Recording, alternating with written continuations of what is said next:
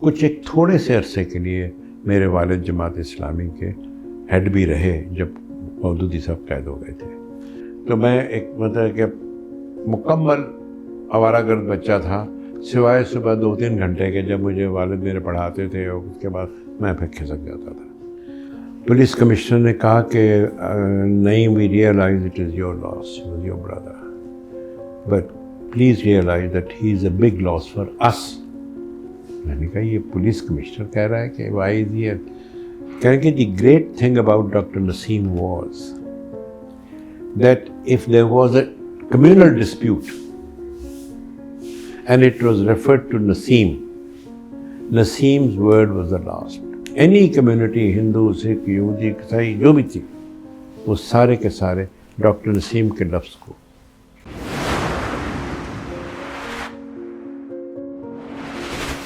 السلام علیکم. اکمل شہزاد گمن آپ کی خدمت میں حاضر ہے.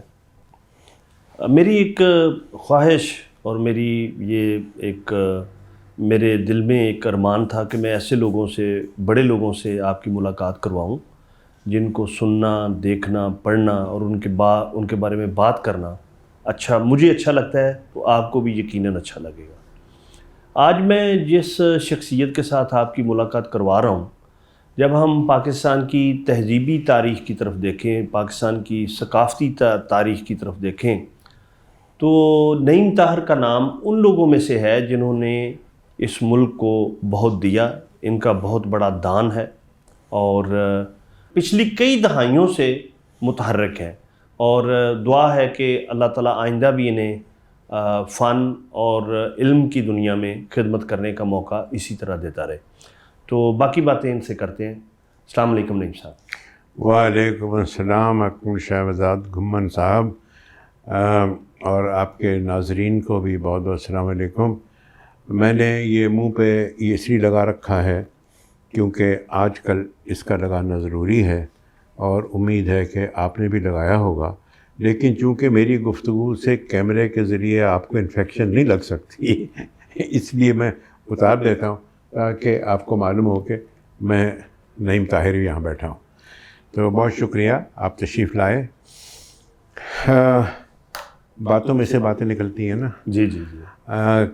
کیانی صاحب ایک بہت مشہور جج ہوئے ہیں، آپ کو justice M R Kayani. Justice M R Kayani. وہ انصاف تو بہت کرتے تھے، لیکن ان کی ایک سینس آف ہیومر بڑی کمال کی تھی. بالکل صحیح. تو ایک دفعہ ان کے یہاں ایک منسٹر کو پیش ہونا تھا، تو وہ منسٹر آ گیا. تو اس نے آ کے بندے نے کہا کہ بھائی وہ منسٹر صاحب تشریف لے آئے ہیں سر. کیا نہیں صاحب چپ رہے. پھر اس نے کہا جی منسٹر صاحب تشریف لے آئیں. جی کیا نہیں صاحب پھر چپ رہے. آخر اس نے کہا کمال ہے، یہ جج صاحب منسٹر کو انٹری نہیں دے رہے ہیں. انہوں نے کہا جی منسٹر گھمن صاحب تشریف لے آئے ہیں. کہیں گے then why were you hiding the most interesting part of the name؟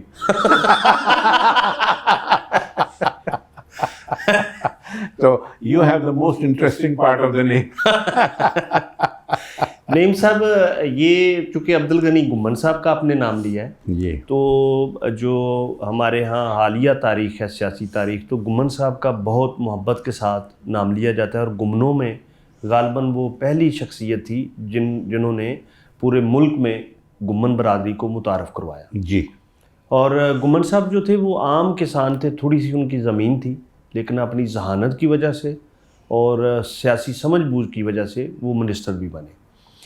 تو نعیم صاحب، آپ سے باتیں اور نشست جو ہے، ہم کسی وقت کے پابند نہیں ہیں، اور آپ کے لیے میں ایسے الفاظ یہ بولنا چاہوں گا کہ آپ کی بہت محبت سچی معنوں میں، یعنی آپ کو خوش کرنے کے لیے نہیں ہے کہ آپ سامنے بیٹھے ہوئے ہیں. ہو سکتا ہے ہمیں آپ سے کوئی فکری اختلاف بھی ہو، میں نے کہا کہ وہ لیکن محبت اپنی جگہ پہ موجود ہے. تو یہ ذرا بتائیے گا کہ اپنی ابتدائی زندگی کے بارے میں ذرا بتائیے گا کہ آپ کب تشریف لائے دنیا میں؟ دیکھیے، یہ تو فیصلہ اللہ تعالیٰ نے کیا، اور اس میں میرے والدین کی رضا شامل ہوگی، ظاہر ہے. تو میں 26 فروری صبح 4 بجے 1937 امرتسر کے حال بازار کے ساتھ ایک چھان گلی کہلاتی ہے، اچھا، اس میں اپنے نانا مرحوم کے گھر میں پیدا ہوا تھا۔ تو تسی پنجابی ہو؟ میں پنجابی ہاں پکا۔ تو تسی اردو تو انج بولتے، منو لفظ اگوں لڑکھڑاندے نے تہاڈے سامنے۔ تسی جو کھو بولو گے، میں نہیں لڑکھڑاواں گا تسی لڑکھڑا جاؤ گے، تسی نہیں لڑکھڑاؤ گے میں لڑکھڑا جاؤں گا۔ نہیں، سچی بات یہ ہے کہ جس طرح آپ اردو جس رکھ رکھاؤ اور جس سلیقے کے ساتھ برتتے ہیں، یہ بڑی عمدہ اور بڑی یہ انسپائرنگ بات ہے۔ گھمن صاحب، اصل میں ہوا یوں کہ میرے گھر میں ایک تعلیم کا، میرے سارے خاندان میں تعلیم کا بے حد چرچا اور شوق تھا۔ میرے والد ایم اے میتھمیٹکس بھی تھے اور ایم اے عربکس بھی تھے اور عالم آدمی تھے۔ وہ مطلب کہ ایم اے کی ڈگری لے کے پھرنے والے آدمی نہیں تھے، عالم آدمی تھے، انسپیکٹر آف اسکولس بھی تھے۔ اور ان کی جب میری والدہ سے شادی ہوئی، میری والدہ اپنی تمام بہنوں میں بڑی تھی، تو جب شادی ہوئی تو میرے نانا کا انتقال ہو چکا تھا۔ میری نانی صاحبہ ان پڑھ تھیں، وہ کشمیری تھیں، اور ہمارے ہاں کشمیریوں میں وہ اون کا اور شالوں کا کاروبار تھا اور وہ کام وہ جانتی تھیں۔ تو ہوا یہ کہ جب میرے نانا کا انتقال ہو گیا تو میر ہدایت اللہ اس کشمیری برادری کے ہیڈ تھے، انہوں نے کہا کہ یہ تو بڑا افسوسناک واقعہ ہے کہ میرے نانا عدالت میں کام کرتے تھے، وہ پروموٹ ہو رہے تھے ٹو اے ریڈر اور سم تھنگ، تو ان کو پوائزن کر دیا گیا تھا۔ تو انہوں نے سوچا کہ ایک اچھے گھرانے کا فرد جو ہے وہ چلا گیا ہے اور باقی ہیں صرف بچیاں ہیں، تو کسی ذمہ دار آدمی سے ان کی شادی ہونی چاہیے جو اس خاندان کو سنبھال لے۔ میری والدہ کی 3 بہنیں اور بھی تھیں، مرد کوئی نہیں تھا۔ تو خیر وہ فیصلہ یہ ہوا کہ میرے والد صاحب حاجی محمد عظیم صاحب سے ان کی شادی ہو گئی، اور میرے والد کو چونکہ تعلیم کا بڑا وہ تھا، تو انہوں نے 3 بہنوں کو تو تعلیم کی طرف ڈال دیا۔ میری والدہ کو انہوں نے داخل کرا دیا لدھیانہ میڈیکل کالج، اسی وقت شروع ہوا تھا اس میں، اور ان کی جو نیکسٹ بہن تھی ان کو بھی وہاں داخل کرا دیا، اور جو تیسری تھیں ان کی شادی ہو گئی سید عبدالحمید صاحب کے ساتھ۔ سید عبدالحمید صاحب کے بارے میں صرف آپ کو یہ بتانا چاہتا ہوں کہ دلی کا ایک مشہور مطبع مجتبائی تھا، جو نول کشور کے بعد پہلا مسلمان مطبع تھا جس کو قرآن پاک چھاپنے کا انگریز نے لائسنس دیا تھا۔ تو سید عبدالحمید صاحب اور ان کے والد، وہ پھر ایک ظاہر ہے کہ جب ایک ہی مسلمان قرآن پاک کی چھپائی کر رہا ہے تو سارا انڈیا خریدتا تھا، وہ ایک ملٹی ملینئر آدمی بن گئے۔ تو خود وہ ہارنس فیکٹری کانپور کے جنرل مینیجر تھے، ان سے ان کی شادی ہو گئی۔ تو میری والدہ اور ان سے نیکسٹ یہ دونوں میڈیکل کالج میں داخل ہو گئی۔ تو میں آپ کو یہ بھی بتانا چاہتا ہوں کہ میری والدہ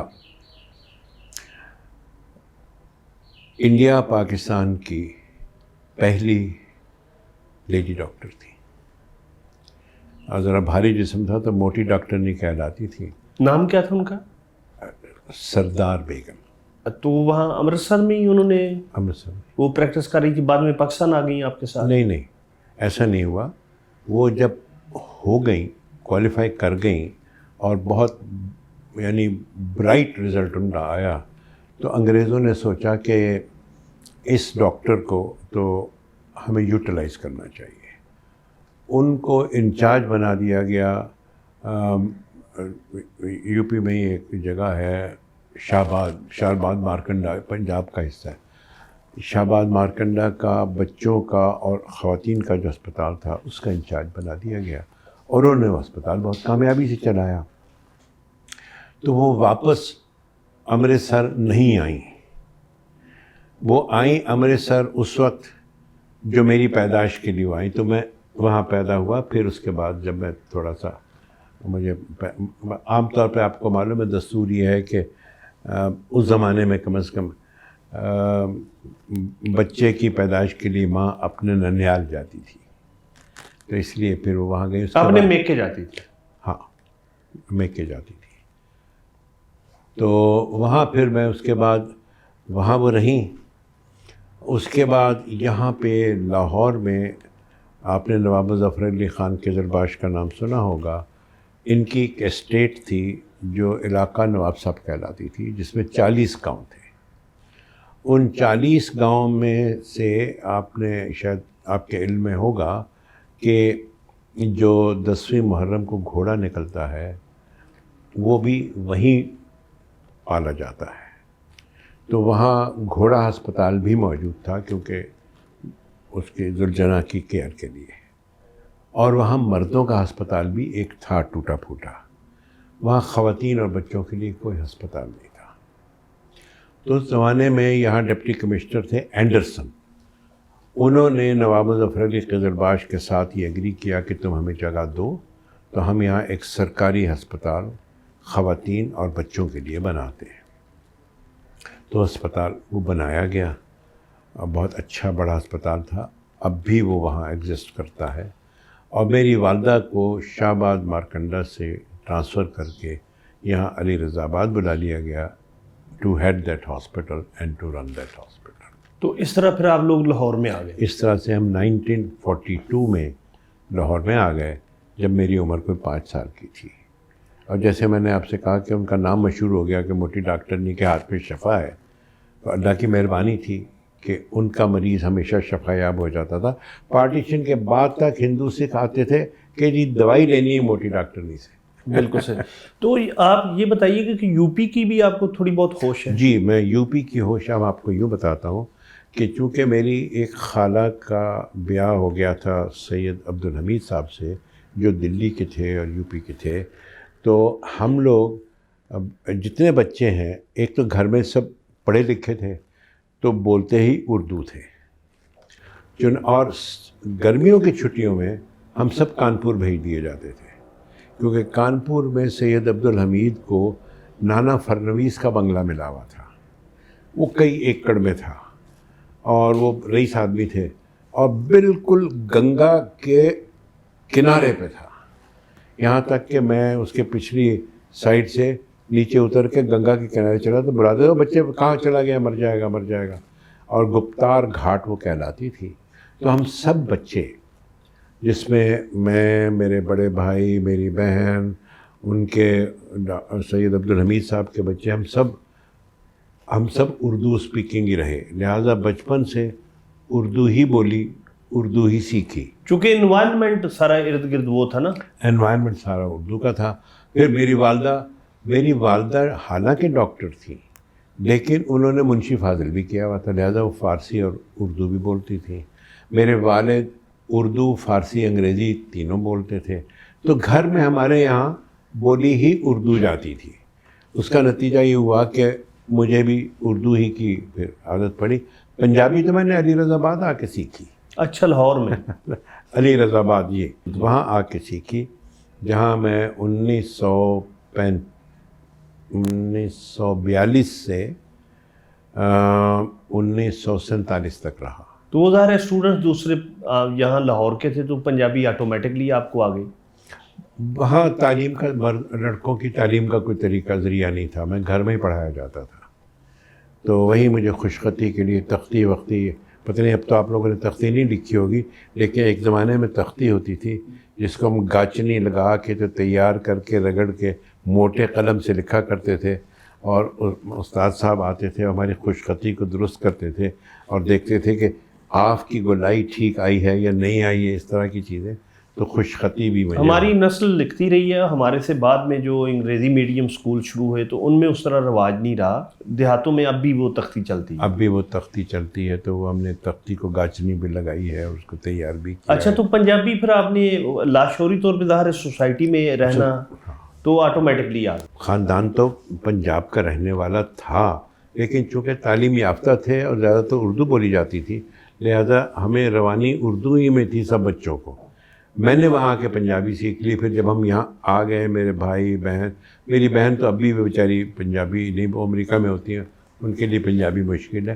میرے بھائی اور میں, ہم پنجابی مناسب طریقے سے بولتے ہیں. کتنے بہن بھائی ہیں آپ لوگ, اور وہ کیا کرتے ہیں سب؟ دیکھیے, میرے بڑے بھائی ڈاکٹر تھے, اللہ ان کو جنت نصیب کرے, ڈاکٹر محمد نسیم, بہت ڈسٹنگوشڈ ڈاکٹر تھے. وہ مائیگریٹ کر گئے تھے برمنگھم, اور برمنگھم میں انہوں نے, آپ کو شاید معلوم ہوگی کہ برمنگھم سینٹرل ماسک ایک ہے, یورپ کی سب سے بڑی مسجد ہے, وہ انہوں نے بنوائی. اس کے لیے پیسے اکٹھے کیے, اور 25 سال وہ اس کے چیئرمین الیکٹ ہوتے رہے برمنگھم میں. اور جب ان کا انتقال ہوا, MBBS ڈاکٹر تھے. MBBS ڈاکٹر تھے. MBBS کرنے کے بعد انگلینڈ سے بھی کچھ کورسز کرنے پڑتے ہیں وہاں پریکٹس کرنے کے لیے, تو انہوں نے وہاں کے بھی کورسز کچھ کیے ضرور ہوں گے, اس کے بغیر وہ پریکٹس نہیں کر سکتے تھے. تو ڈاکٹر نسیم نہ صرف یہ کہ بہت مشہور ڈاکٹر تھے وہاں کے, اور انہوں نے یہ خدمت کی اور مسجد بنائی, وہ پولیٹیکلی بھی کافی ریکگنائز کیے جاتے تھے.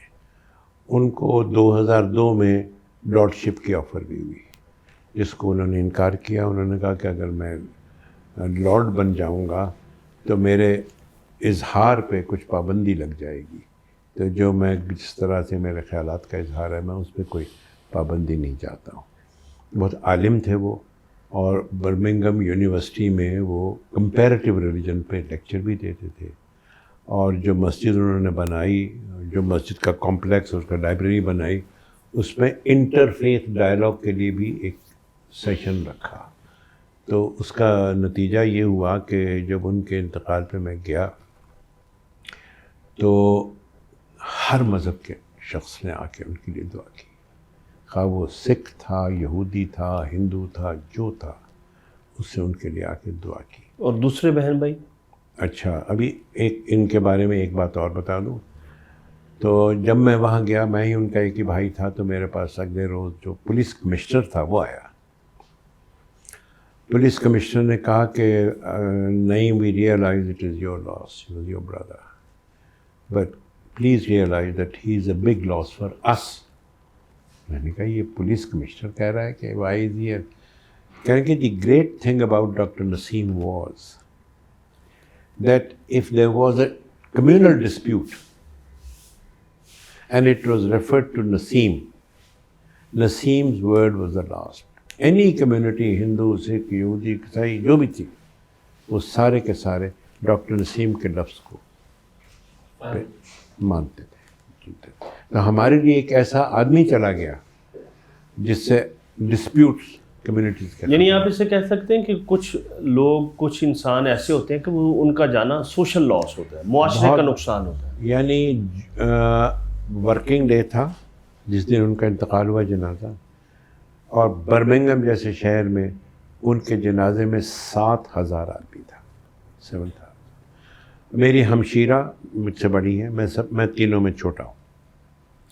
میری ہمشیرہ ان کا نام ہے پروین سعادت, وہ بھی ڈاکٹر, وہ بھی برمنگھم چلی گئی تھی. پہلے وہ یہاں سے انہوں نے کیا, اس کے بعد وہ لیڈی ڈفرن ہاسپٹل کراچی میں ڈاکٹر رہیں, پھر وہ بھی مائیگریٹ چلی گئیں اور برمنگھم چلی گئیں. برمنگھم میں وہ ڈاکٹر بھی تھی, ان کا اپنا کلینک بھی تھا, اور وہ BBC پہ ایک پروگرام بھی کرتی تھی جنرل ہیلتھ کانشیسنس کے لیے. تو she had this talent of broadcast as well. بہت ہمت والی خاتون ہیں.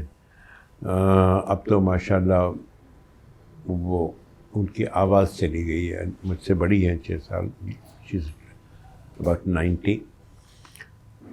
تو وہ بہت ہمت والی ہیں, اور پھر وہ امریکہ مائیگریٹ کر گئیں.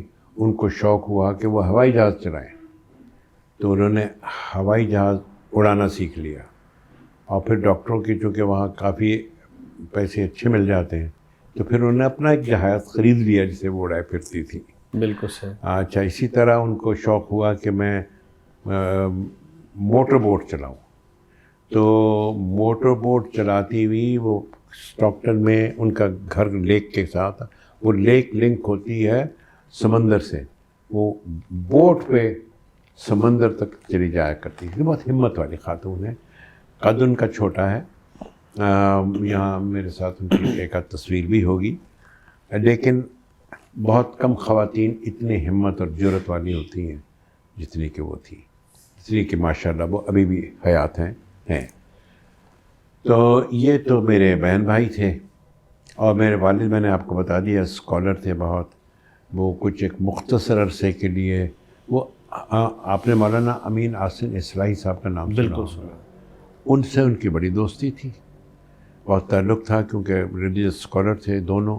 جماعت اسلامی کے جو بڑے ناموں میں سے ایک جی نام ہاں، ہے جو امین بعد میں احسن ان کا اپنا ایک اسکول آف تھاٹ بن گیا. تھاٹ بن گیا.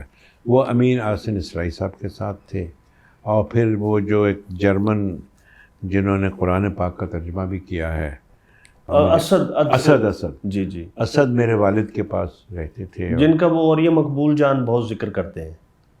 خیر وہ اس کا مجھے اتنا پتہ نہیں، اور یہ مقبول جان صاحب کا، لیکن اسد میرے والد سے بہت کچھ عزت بھی کرتے تھے. محمد اسد، جی محمد اسد جی جی. جی. یہ یہاں آ کے مسلمان ہو گئے تھے. تو وہ تھے، اور کچھ ایک تھوڑے سے عرصے کے لیے میرے والد جماعت اسلامی کے ہیڈ بھی رہے جب مودودی صاحب قید ہو گئے تھے. اچھا، یعنی پورے پاکستان کے امیر رہے. امیر رہے مختصر. نام ذرا دوبارہ ان کا بتائیے گا. حاجی محمد عظیم، مولوی محمد عظیم، حاجی محمد عظیم، یہ دونوں طرح کے نام بالکل صحیح کہے جاتے ہیں. تو یہ میرے والد، والدہ اور بہن بھائی کے بارے میں بتا دیا، باقی رہ گیا. اچھا، جو والدہ محترمہ تھیں، چونکہ عام پیشنٹس تو عام لوگ بھی ہوتے ہیں، تو ان کے ساتھ پنجابی بولتی تھیں یا اردو بولتی تھی یا کیا؟ پنجابی. اچھا، یہ پنجابی بولتی تھیں کیونکہ پنجابی پیشنٹ آتے تھے سارے. اور بہنیں جب ہم سے کچھ چھپا کے بات کرنی ہوتی تو آپس میں کشمیری میں کرتی تھی. اچھا، کشمیری بھی آتی تھی انہیں؟ ہاں کشمیری بالکل رواں.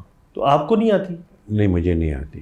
اچھا. میری والدہ، میں نے بتایا نا، انہوں نے منشی فاضل بھی کیا تھا. میری والدہ انگریزی، فارسی، کشمیری، پنجابی، اردو سب روانی سے بولتی تھی. 7 زبان تھی.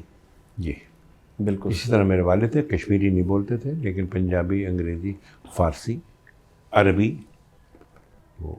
آپ کی والدہ، ایک بہن اور بھائی بھی ڈاکٹر بنے، تو آپ ڈاکٹری سے کیسے بچ گئے اور کس طرح دوسرے اسٹیج اور ریڈیو اور ٹیلی ویژن کی طرف آئے؟ یہ میرا کمال ہے نا.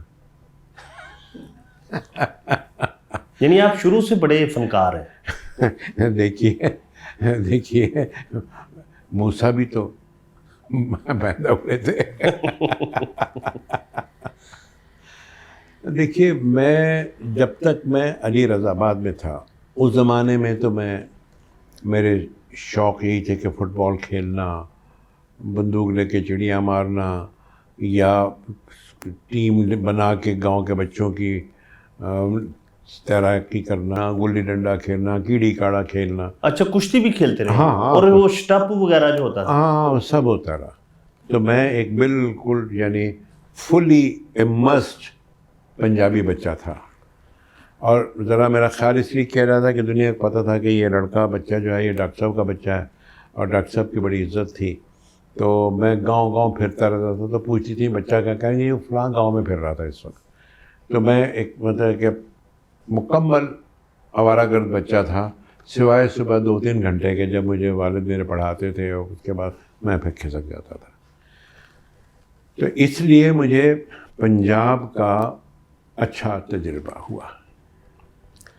اب میں وہاں سے پھر جب یہ 47 کی کچھ تحریک شروع ہو گئی، تو اس وقت پھر میری والدہ کی صحت بھی کچھ خراب تھی، ان کو ہارٹ کا کچھ پرابلم ہو گیا تھا.